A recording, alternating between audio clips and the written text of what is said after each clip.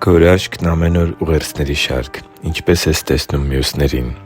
Քեզ դուր է գալիս նստել այգում կամ որևէ այլ հասարակական վայրում ու հետևել մարդկանց։ Նրանք այնքան տարբեր են։ Ես սիրում եմ դա անել։ Սովորաբար ես նայում եմ նրանց և ասես տեսնում եմ անցորդների հոգսերն ու ուրախությունը, բնավորությունն ու հետաքրքրությունները նրանց դեմքերի վրա։ Անշուշտ, ես սրտեր քննող չեմ և կարող եմ սխալվել, բայց փորձում եմ լսել Սուրբ Հոգու ձայնը և աղոթել յուրաքանչյուրի համար։ Սա իմ սիրած զբաղմունքներից մեկն է։ Այս ամենը իրականում կարող է վտանգավոր զբաղմունք դառնալ, եթե արտահայտվի մյուսներին քննադատելու և դատելու հակման մեջ։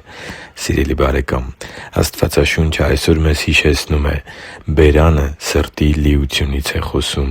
Ցավոք, մարդիկ ավելի հակված են տեսնելու մյուսների թերությունները, քան իրենց սեփականը։ Այն մեկի հագնվածքը, այն մյուսի հայացքը, հաջորդի վերաբերմունքն իր մանկահասակ երեխային, մեկ ուրիշի շպարը կամ աչքի ընկնելու ձգտումը և այլն։ Հաճախ այն, ինչը մենք քննադատում ենք մյուսների մեջ, հենց մեր սեփական կյանքի թերությունների ու բնավորության արտացոլումն է։ Եվ սա չի վերաբերում միայն պատահական անցորդների ենթադրյալ թերություններին, այլև մեր շրջապատի մարդկանց, ում բավականին լավ ենք ճանաչում և քաջատեղյակ ենք նրանց կյանքին։ Ինչ-որ մեկը մի անգամ ասել է. «Երբ դու ցուցամատդ ուղղում ես ինչ-որ մեկի կողմ, քո ձեռքի երեք մատներն ուղղված են լինում ուղիղ դեպի քեզ»։ Իմ կյանքի որոշակի մի ժամանակահատվածում ես հակված էի քննադատելու մյուսներին։ Հատկապես եկեղեցում ես չափազանց հստակ էի տեսնում նրանց թերությունները,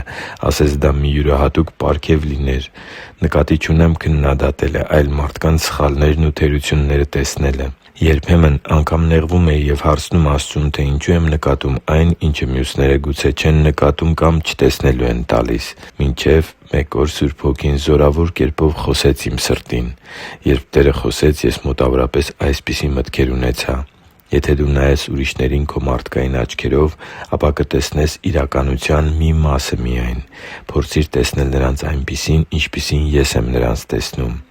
Նրանք իմ թանկ ու սիրելի զավակներն են, որոնց ես բերել եմ եկեղեցի, որպեսզի այդտեղ հոգևոր սնունդ և հոգատարություն ընդունեն ու փոխվեն, այլ ոչ թե ընկնեն քննադատության ալիքի ու կրոնավորության քարկոծումների ներքո»։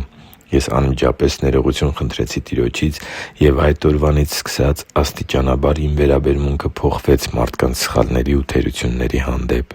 Հետագայում մարդկանց թերությունները տեսնելու և նրանց խնդիրները զգալու իմ պարգևն ինձ հուշեց, որ այդ ամենը հենց այնպես չէ, որ ունեմ, և ես պետք է օգնեմ նրանցից շատերին իրենց դժվարությունների և հոգևոր ընթացքի մեջ։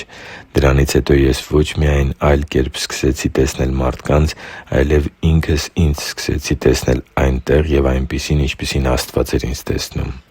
Աստծու համար թանկ ու սիրելի՛ զավակ, եթե դու նույնպես նկատում ես մյուսների սխալները, ապա առաջարկում եմ աղոթել ու Տիրոջից իմաստություն խնդրել, թե ինչով կարող ես օգնել այդ մարդկանց։ Գուցե դա լինի միայն նրանց համար աղոթելը, գուցե նրանց խորհուրդներով և հոգևոր իմաստությամբ օգնելը, գուցե զրուցելով ու մտերմանալով նրանց հոգու վերքերն ամոքելն ու Տեր Հիսուսի բժշկարար զորության մասին վկայելը։ Թող Աստծու Սուրբ Հոգին լուսավորի և առաջնորդի քեզ, մինչ աղոթում ես այս ամենի մասին։ Առաջարկում եմ աղոթել ինձ հետ միասին այս աղոթքով. «Տե՛ր, ես խնդրում եմ Քեզ, որ ներես ինձ, որ քննադատել եմ մյուսներին։ Ես ուզում եմ փոխվել և աղոթել այն մարդկանց համար, ում սխալները նկատում եմ, և ուզում եմ օգտակար լինել նրանց կյանքի փոփոխության հարցում։ Շնորհակալ եմ, որ Դու սիրում ու ընդունում ես ինձ և ուզում ես փոխել ինձ և օգտագործել Քո թանկ ու սիրելի զավակների օրհնության համար։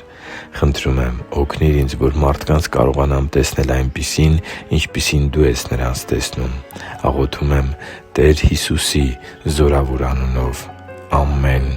Հիշի՛ր, որ դու Աստծո հրաշքն ես, և Աստված սիրում է քեզ։ Շնորհակալ եմ, որ դու կա՛ս։ Սիրով և աղոթքով, Արման Մանուկյան։